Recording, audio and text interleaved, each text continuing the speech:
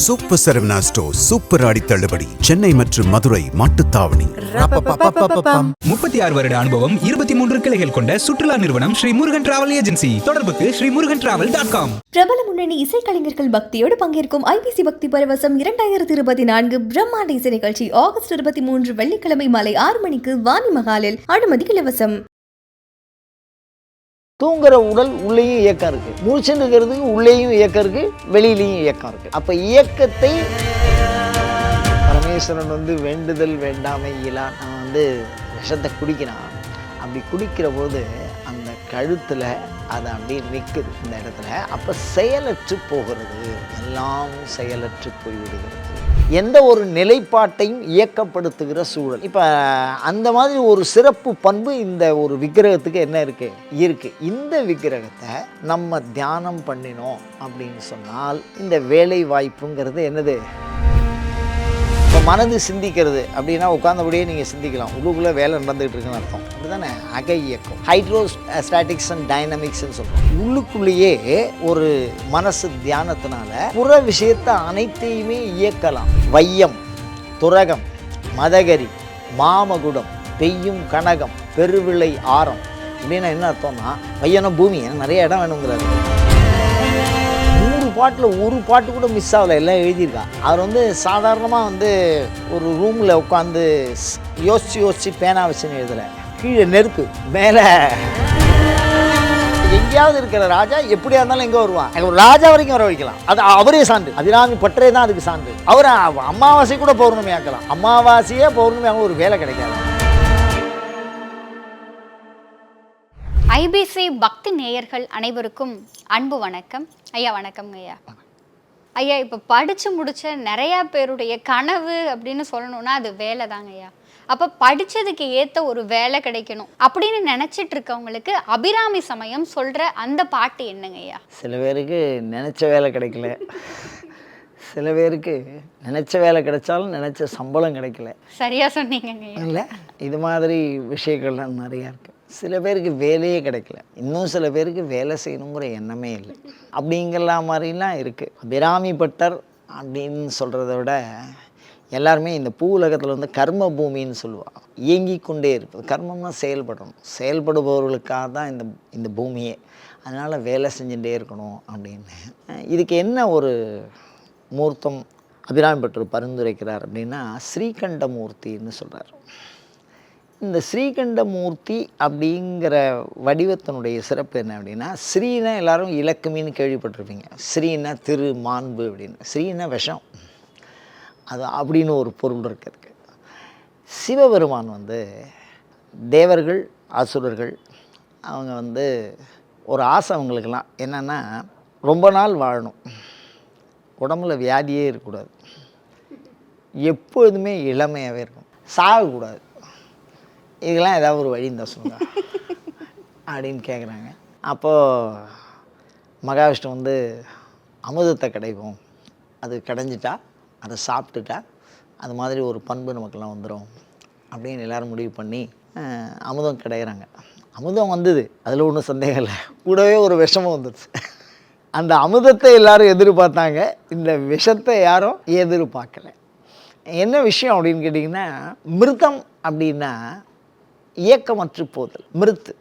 ஸ்மிருதம் அப்படின்னா மிருத்துன மரணம், மிருத்துன மண், இறந்த உடல். இந்த இறந்த உடலில் என்ன இல்லைங்கிறீங்க நீங்கள்? இயக்கம் இல்லை, அப்படியே நின்றோம். அப்படி தானே?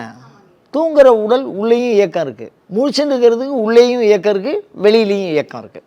அப்போ இயக்கத்தை தொடர்ந்து வளர்த்தி கொள்வதற்காகத்தான் இந்த வாழ்க்கையை செம்மையாக வாழ்வதற்கு அமுதம்னு பேர். அந்த அமுதத்துக்கு நேர் விரோதம் வேலையை நிறுத்துறது அப்படின்னு விஷத்துக்கு பேர். அப்படி தானே? அந்த விஷம் வந்தோடனே பாருங்க, நல்லபடியாக வரும்போது, ஆனால் வேறு எந்த நோக்கத்திலையும் சொல்ல, அபிராமி அம்மை அப்படிங்கிற அந்த பாடலை, இந்த கருத்தை புரிய வைப்பதற்கு முயற்சி செய்கிறேன். அவளை இதில் மதச்சார்பான வேறு எந்த நோக்கமும் இல்லை. எல்லாருமா நல்லது வரும்போது ஆளாளுக்கு ஒன்று ஒன்று எடுத்துட்டான். விஷம் வரும்போது பரமசிவன்ட்ட கொடுத்தேன். நஞ்சு முன்பர் நனி நாகரிகர்னு பரமேஸ்வரன் வேண்டுதல் வேண்டாமை இயலான் விஷத்தை குடிக்கிறான். அப்படி குடிக்கிற போது அந்த கழுத்தில் அது அப்படியே நிற்குது இந்த இடத்துல. அப்போ செயலற்று போகிறது, எல்லாம் செயலற்று போய்விடுகிறது. அப்போ அந்த செயல்னா வேலை, எல்லா இடமும் அப்படியே என்ன ஆகிடுது, நின்று போயிடுது.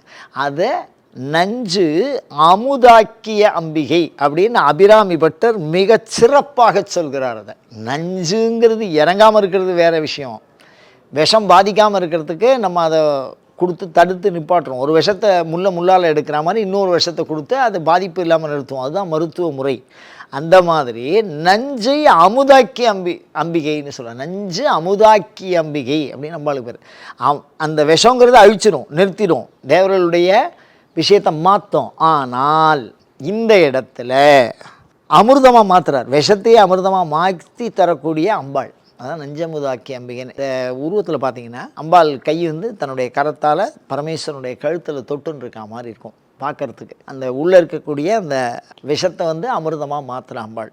அப்போ எந்த ஒன்றையும் தனக்கு சாதகமாக மாற்றிக்கொள்ளுகிற ஒரு சூழல், எந்த ஒரு நிலைப்பாட்டையும் இயக்கப்படுத்துகிற சூழல். இப்போ அந்த மாதிரி ஒரு சிறப்பு பண்பு இந்த ஒரு விக்கிரகத்துக்கு என்ன இருக்குது? இந்த விக்கிரகத்தை நம்ம தியானம் பண்ணினோம் அப்படின்னு சொன்னால் இந்த வேலை வாய்ப்புங்கிறது என்னது கண்டிப்பாக இருக்கும். இந்த வேலை வாய்ப்பில் வந்து இயல்பாகவே சில பேருக்கு ஒரு லெவல் வரைக்கும் வேலை தேடுவா, அதுக்கப்புறம் பார்த்திங்கன்னா வேலை செய்யணுங்கிற எண்ணமே போயிடும். அந்த ஒரு இதுவே வராது, அந்த உத்வேகமே வராது, அந்த ஊக்கமே நின்று போயிடும். அதை வந்து அழகாக பிரதோஷ காலத்தில் எல்லாம் நின்று விட்டது, இனி செயல் என்பது இல்லை அப்படிங்கிற நிலைமைக்கு போகிறது. அப்படியே சிவன் அப்படியே ஸ்தம்பிச்சு இருக்குது, அவருடைய உடம்புல எந்த விதமான இயக்கமும் இல்லை. பார்வதி தான் அதை என்ன பண்ணுறா, மாத்துறா.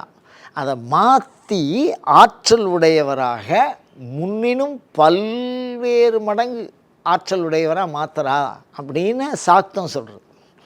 சைவம் சிவனோசத்தின்னு சொல்லுவோம். இருந்தாலும் இந்த சாக்தம் என்ன சொல்கிறது, அபிராமி பட்டர் எப்பொழுதுமே சாக்த சித்தாந்தி.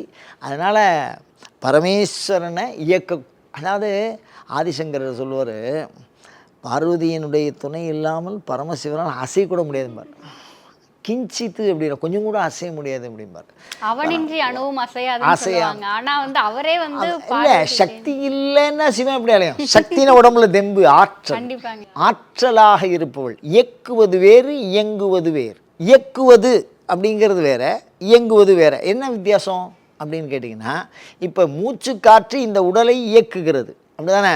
இந்த மூச்சு காற்று வெளில போட்டுமே இந்த உடல் என்ன ஆகிடும், அப்படியே நின்று போயிடும். அப்போ இயக்கிறது அது தானே. அப்போ இந்த இடத்துல நஞ்சு அமுதாக்கி இயக்கத்தை, அதாவது நின்ற ஒரு விஷயத்தை இயக்கு வைக்கிறான். அமுதம் வந்து இயக்கு வைக்கும், விஷம் வந்து நிறுத்தி வைக்கும், அப்படி அப்படியே நிப்பாட்டி வைக்கும். அதை தான் நமக்கு அந்த சிற்பி வந்து பல கருத்துக்களை ரொம்ப நுட்பமாக சொல்லியிருப்பாங்க. இந்த விஷத்தை மேலே சாப்பிட்டான் அப்படின்னு சொன்னால் தொண்டையில் நின்றுது அப்படின்னு சாப்பிட்டதுனால உதடு கருத்துதுன்னு சொல்லியிருக்கலாமே, வாய் வெந்து போச்சுன்னு சொல்லலாமே. அந்த மாதிரி இல்லாமல் கழுத்தில் ஏன் நிப்பாட்டணும்? அதுக்குள்ளே ஒரு பெரிய ரகசியம் பாருங்கள். இந்த வேலை, இந்த உடல் வேலை செய்யணுன்னாலும் சரி, இந்த உடல் வெளியில் புற இயக்கம், அக இயக்கம், ரெண்டு விதமான இயக்கத்தை நீங்கள் வேலைன்னு புரிஞ்சுக்கணும். இப்போ மனது சிந்திக்கிறது அப்படின்னா உட்காந்தபடியே நீங்கள் சிந்திக்கலாம், உள்ளுக்குள்ளே வேலை நடந்துகிட்டு இருக்குன்னு அர்த்தம், அப்படி தானே? அக இயக்கம். ஹைட்ரோஸ்டாட்டிக்ஸ் அண்ட் டைனமிக்ஸ்ன்னு சொல்கிறோம். ஹைட்ரோஸ்டாட்டிக்ஸ்னால் என்ன? நீர் வந்து எப்போதும் டேங்க்லேருந்து கீழே வரத்துக்கு முயற்சி பண்ணிகிட்டே இருக்குது, அது அசையாமல் இருக்குது, பார்த்தா அப்படியே தான் நிற்கிற மாதிரி இருக்கும் தண்ணி. ஆனால் அது என்ன பண்ணிட்டு இருக்கு? இயங்கிட்டு இருக்குது, நாலு பக்கமும் வெளில போகிறதுக்கு அது முயற்சி பண்ணிக்கிட்டே இருக்குது. அது மாதிரி ஒரு இயக்கம், வேலையை செய்கிறதுக்கு அது முயற்சி பண்ணுறது. புற இயக்கம் அப்படிங்கிறது, இப்போ நீங்கள் பஸ்ஸு ட்ரெயின்லாம் ஏறி உட்காந்தா உடனே வேகமாக இயக்கினா ஒரு இடத்த விட்டு இன்னொரு இடத்துக்கு போகிறது, அந்த இயக்கம் வந்து வெளிப்படையாக தெரியுது, அப்படி தானே? இப்போ ஃபேன் சுற்றுறது அப்படிங்கிறது அந்த சுழற்சியை நம்ம பார்க்குறோம், அந்த இயக்கத்தை வந்து வெளிப்படையாக தெரியுது. அந்த மாதிரி தெரியாத ஒரு இயக்கம், தெரிகிற ஒரு இயக்கம். அந்த மாதிரி வேலை என்பது இயக்கு சக்தி, கிரியாசக்தி. அதுக்கு பேரே என்னது? கிரியாசக்தி, இயக்கம்னு சொல்கிறான். அந்த இயக்கம், அந்த கிரியாசக்தியை நம்ம பெரிதுபடுத்தி உபாசனை பண்ணினால் கண்டிப்பான முறையில் இந்த வேலை வாய்ப்புங்கிறது கிடைக்கும். இப்போ உங்களுக்கு ஒரு சந்தேகம் வரும், என்னென்னா வேலைக்கு போகணுன்னா அப்ளிகேஷன் போடணும், இல்லை 4 ஆஃபீஸை போய் பார்க்கணும். ஆமாங்க ஐயா, ஏன்னா வேலைங்கிற ஒரு விஷயத்த நம்ம ஒரு தேடினா தான் விஷயத்தில் கிடைக்கும். அதுக்கு உண்டான எலிஜிபிலிட்டி படிக்கணும், எல்லா விஷயத்தோடையும் சேர்ந்து பார்க்குறோம். ஆனால் நீங்கள் இந்த சாமியை தியானம் பண்ணுங்கோ அப்படின்னா அது வேலை வாய்ப்பை தருமா? கண்டிப்பா அந்த கேள்வி இருக்குல்லைங்க. இல்லை, உள்ளுக்குள்ளே ஒரு சந்தேகம் இருக்குது. நம்ம எங்கேயோ உட்காந்துன்னு மனதுக்குள்ளே தியானம் பண்ணுறது அந்த மாற்றத்தை கொடுக்குமா அப்படின்னு கேட்டால் அதுதான் சிறப்பு. என்னன்னு கேட்டிங்கன்னா, மந்திர ஆற்றல் அப்படிங்கிறத ஆன்மீகம் அறிந்திருக்கிறது, பிற துறைகள் விஞ்ஞானம் அதை பற்றி இன்னும் முழுமையான ஒரு கருத்தை வெளியிடவில்லை. மந்திர ஆற்றல்ங்கிறது என்ன அப்படின்னு கேட்டிங்கன்னா, உள்ளுக்குள்ளேயே ஒரு மனசு தியானத்தினால புற விஷயத்தை அனைத்தையுமே இயக்கலாம் அப்படிங்கிறத என்ன சொல்கிறார் அப்படின்னா, இப்போ ஒரு உதாரணம் பாருங்க. மகாவிஷ்ணு படுத்துன்னு இருக்கார், அப்படி தானே? அவர் தூங்குறார், அவர் காக்கும் கடவுள்னு சொல்கிறார். உட்கார்ந்த இடத்துலையே ஒரு குழந்தை பெற்றுக்கலாம், படைக்கும் கடவுள். உட்கார்ந்த இடத்துல செத்து போயிடலாம், அழிக்கும் கடவுள். அழிக்கும் கடவுள். ஆனால் உட்கார்ந்த இடத்துல வாழ முடியுமா? வாழ்க்கையை தேடி அலையணும், அப்படி தானே? இயங்கிக் கொண்டே இருக்கணும். அப்படி இயங்கிண்டே இருக்கிற விஷ்ணு தூங்குறாருன்னு சொல்கிறான், அப்படி தானே? படுத்துட்டு இருக்கார் அப்படின்னு சொல்கிறோம். அப்படி இல்லை விஷயம். என்ன அப்படின்னா, எல்லா இயக்கத்திற்கும் உங்களுடைய அக இயக்கம் முக்கிய காரணமாக இருக்கிறது. வெளியில் இருக்கக்கூடிய எல்லா இயக்கத்தையும் உங்களுடைய அக இயக்கம், இதுக்குள்ளே ஏதோ ஒரு ரகசியம் இருக்குது இந்த காயத்துக்குள்ளே. அந்த மாதிரி இந்த தியானத்துக்குள்ளே ஒரு இயக்கம் இருக்குது. அந்த உள்ளுக்குள்ளே இயக்கினால் உங்கள் புறச்சூழலையும் மாற்றி அமைக்கக்கூடிய வல்லமை அதுக்கு உண்டு. புறச்சூழலே மாற்றி அமைக்கக்கூடிய வல்லமை. அதுக்கு காரணம் என்னென்னா, அபிராமி பட்டர் முழுக்க முழுக்க தியானத்தில் ஈடுபட்டு அந்த உருவங்களை பதிவு பண்ணியிருக்கார். இந்த தியானத்தினாலேயே அவர் ராஜாவை அங்கே வரவழைச்சிருக்காருன்னு சொல்லுவேன். ராஜா இயல்பாக அங்கே அமாவாசைக்கு தர்ப்பணம் பண்ண வந்தார், அவள் அமாவாசையா பௌர்ணமியா அப்படின்னு கேட்டார்னு உலகத்தில் எல்லாருமே நம்ம நினைக்கிறோம். ஆனால் அவர் அபிராமியை தியானம் பண்ணின அந்த ஆற்றல், அந்த உள்ளுக்குள்ளே இருக்கக்கூடிய அபிராமி, அந்த காலத்தில் ஒருத்தனை பெரிய மனிதனாக ஆக்கணும், அவன் தேவையெல்லாம் பூர்த்தி பண்ணி கொடுக்கணும். அவர் நிறைய ஆசைப்படுறார். என்ன ஆசைப்படுறார்? வையம், துரகம், மதகரி, மாமகுடம், பெய்யும் கனகம், பெருவிளை ஆரம். அப்படின்னா என்ன அர்த்தம்னா, வையன பூமி, எனக்கு நிறைய இடம் வேணுங்கிறாரு. துரகம், இப்போ நம்ம வண்டியில் வச்சுருக்கோம் இல்லையா, அந்த காலத்தில் குதிரை.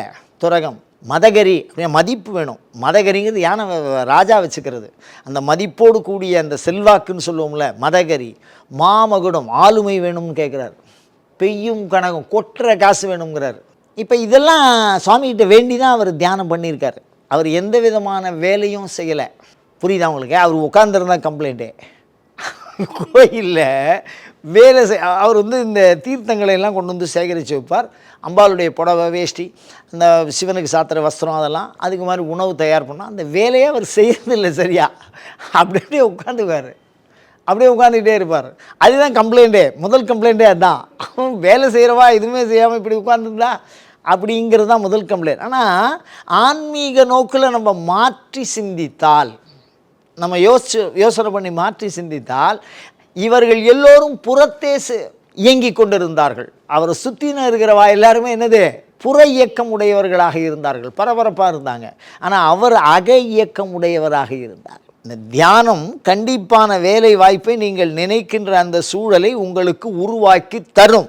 அதுக்கு நான் சான்று சொல்கிறேன், அதுக்காக சொல்கிறேன். அவர் என்ன பண்ணுறாரு? உட்காந்து உள்ளுக்குள்ளேயே அம்பாளை தியானம் பண்ணுறார்.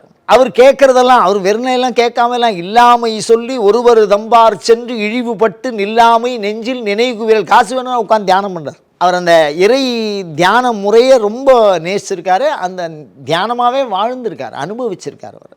அதனால் என்ன பண்ணார்னா, சாக்ஷாத் அம்பாள் அந்த ராஜாவை யாரு கூட வரவழைக்கிறார்? யாரோ ஒருத்தன், நீங்கள் ஒரு ராஜாவாக இருக்கீள், ஒரு பெரிய ராஜா, இந்த தேசமே உங்களை பார்த்து பயப்படும் அப்படின்னா உட்காந்துருக்கவனை ஓரமாக தள்ளி உட்காருன்னு சொல்லும். ராஜா வர, ஏந்திரா அப்படின்னு எல்லாம் விரட்டி விட்ருவோம். யோசிச்சு பாருங்கள் நீங்கள், ராஜா உள்ளே வர்றார், என்ட்ரி அடிக்கிறார் கோயில் உள்ள, ஒரு பெரிய அதிகாரி உள்ளே வராருன்னு வச்சுங்களேன், பக்கத்தில் உள்ளவெல்லாம் உட்கார விடுவாள? அதெல்லாம் செய்ய மாட்டாங்க. புரியுதா உங்களுக்கு? உங்களை ஏந்து போக சொல்லுவாள். ஆனால் அம்பாள் அந்த நேரத்தில் யாரையுமே அவர் கிட்ட போகக்கூடாத அவர் அப்படியே தியானத்தில் கொஞ்சம் கூட மாற்றம் இல்லாமல் அவர் அமர்ந்திருக்கார். ராஜா வந்தால் வாங்கன்னு சொல்லணும். மேலதிகாரி கோயிலுடைய நேரடி நிர்வாகம், கோயில் வந்து இப்போ கவர்மெண்ட் எடுத்துக்கிறதோ இல்லையோ அந்த மாதிரி ராஜா காலத்தில் நேரடி நிர்வாகம் இருக்கும். ராஜா வந்தால் அந்த யார் பார்க்குறாங்கிறதெல்லாம் பார்ப்பா.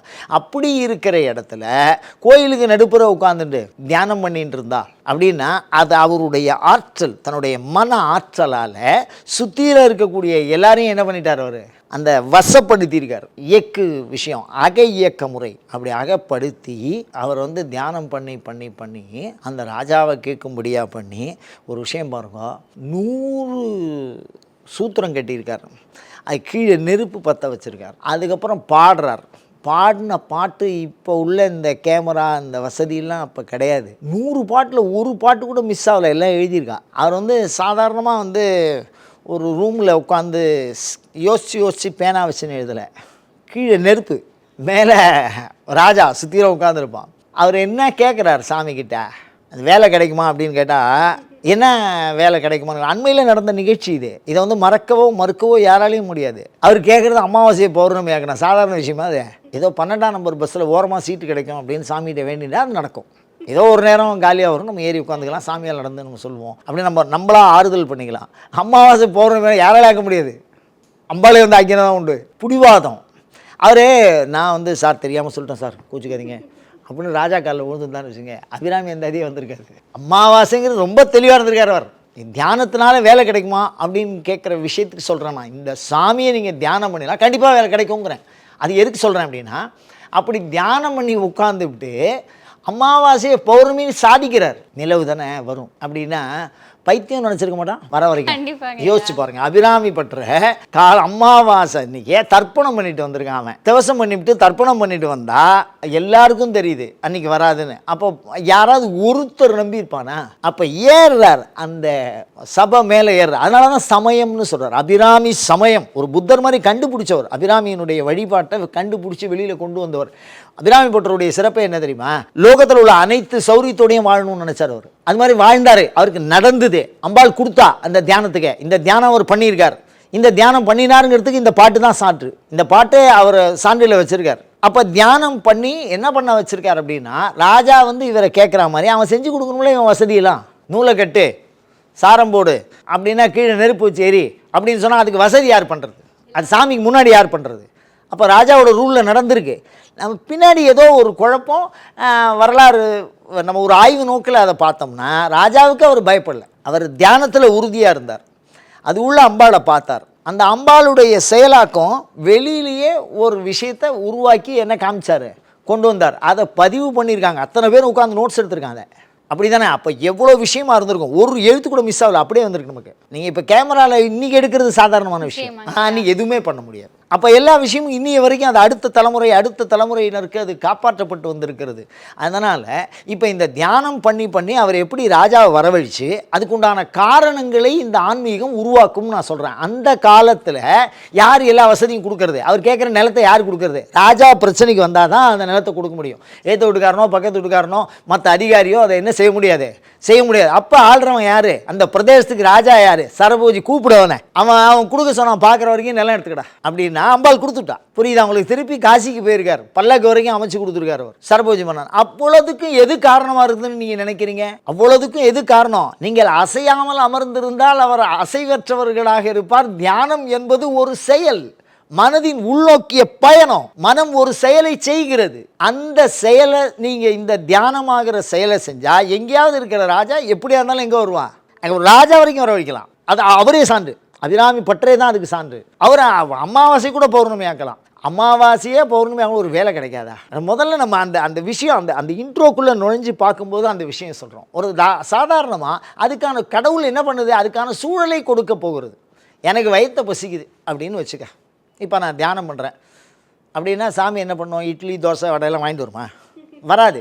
எங்கேயாவது எதிர்த்த மாதிரி ஒருத்தன் ஒரு அன்னதானம் அவன் மனசுக்குள்ளே போடணுங்கிற எண்ணத்தை உருவாக்கும். அவன் கொண்டு வந்து என்னை பார்த்துட்டு பட்னியோடு உட்காந்துருக்கான், ஒரு இட்லியை வாங்கிட்டு வந்து அங்கே போட்டு போவான். அதை நம்ம சாப்பிட போகிறோம். தெய்வம் ஒரு மனிதன் வழியாக வந்து அந்த விஷயத்தை கொடுக்கும். அப்போ ஒரு வேலை மூலியமாக தான் அது என்ன வரும்? வரும். அதனால் இந்த தியானத்தை நம்ம பண்ணினால் அசைவர நிற்க செய்கிற விஷத்தை அமுதமாக்குற பண்புடையவளாக உமையம்மையை தியானித்திருக்கிறாள். அப்போ அசைவு, அக அசைவு, புற அசைவு, இந்த இரண்டுக்கும் ஒரு முறையான ஒரு கோட்பாட்டை இணைத்திருக்கிறார்கள். ஒரு அணு அதை அழிவுக்கு கண்டுபிடிச்சான், வெடிச்சுன்னா எங்கே பார்த்தாலும் போய்டுவோன்னு, அது விஷம். இப்போ அடுத்த அதுலேருந்து மின்சாரம் எடுக்கிறான், அது அமிர்தம். அப்படி தானே? மின்சாரம் எல்லாம் 10 நிமிஷம் இருக்க முடியாது நம்மளால். ஆமாங்க, இப்போ இருக்கக்கூடிய காலத்துக்கு இருக்காது. அவன் அன்றைக்கி அந்த அணுவை கண்டுபிடிச்சான், அது வெடித்து எல்லாரும் செத்தான், அதை நம்ம யாருமே ஒத்துக்கலை. அப்படி தானே?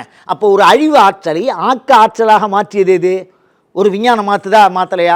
அந்த மாதிரி கழுத்தில் இருக்கக்கூடிய இந்த சூட்டு சொல்கிறது என்னென்னா இயக்கமற்ற தன்மை, சோம்பேறித்தனமான தன்மை, ஒரு நிறுத்தல் தன்மையை மாற்றி அதை இயக்குகிற தன்மையாக மாற்றி தரக்கூடிய இந்த பாடலை நாம் தியானம் செய்தால் கண்டிப்பான முறையில் ஒரு வேலை வாய்ப்பை, ஒரு சூழலை உமையம்மை உருவாக்குவாள். அது நம்ம வஞ்சி கொடின்னு ஒரு கொடி சொல்கிறாங்க. அந்த கொடியை பற்றி இளவஞ்சி கொம்பேன்னு அவரே சொல்கிறாரு. அந்த வஞ்சி கொடியில் இந்த மாதிரி உருவத்தை தியானம் பண்ணினா கண்டிப்பான முறையில் ஏதோ ஒரு வேலை முதல்ல உங்களுக்கு என்ன வந்துடும். அதே மாதிரி வேலை கிடச்சி சில பேர் மேல் பதவிக்கு போக ஆசைப்படுவாள், சில பேர் தக்க வச்சுக்கிறதுக்கு ஆசைப்படுவாள், அவளுக்கு அதுவே பெரிய பிரச்சனையாக இருக்கும். அந்த மாதிரி வேலையில் எந்த சிக்கல் இருந்தாலும் அதை ப்ரமோஷனாக இருக்கட்டும், இல்லை நல்லபடியாக பண்ணணுங்கிறதுக்காக வாய்ப்பு புதுசாக வர்றதுக்கு, இது எல்லாத்துக்குமே உண்டான வேலை வாய்ப்பையே எது கொடுக்கும்? இந்த பாடல், இந்த தியானம், இந்த உருவத்தை நீங்கள் தியானம் பண்ணணும். அந்த விஷயம் அப்படியே மாற்றி மிகப்பெரிய இயக்கம். சிவனே இயங்கலை அப்படின்னா எல்லாமே இயக்கமற்று போயிடும். சிவனேங்கன்னா எல்லாம் இயங்கும். அது ஒரு உதாரணம் பாருங்க. ஒரு மின்சாரம் போட்டால் எல்லாம் இயங்குது, நின்றுடுத்தனா அவள் சுவிட்சு ஆஃப் ஆனதை என்ன பண்ணி விட்றா? ஆன் பண்ணி விட்றா. அது அம்பாளால் முடியும். அதனால் கண்டிப்பாக எல்லோருக்கும் வேலை வாய்ப்பு, உறுதியாக நம்பிக்கை, அதுதான் முக்கியம். அதுதான் இந்த இடத்துல முக்கியம். வெறும் பாட்டு முக்கியம்னா டேப் ரெக்கார்டரில் போட்டால் ஞானம் வந்துடும், அது இல்லை. உங்கள் உணர்வு, நம்பிக்கை கண்டிப்பாக சொல்லுங்கள். இந்த உருவத்தை தியானம் செய்யுங்கள், வஞ்சி கொடியில் தியானம் செய்யுங்கள். நிச்சயமான முறையிலே அருள் அனுபவத்தோடு நீங்கள் வேலை வாய்ப்பை பெறுவீர்கள்.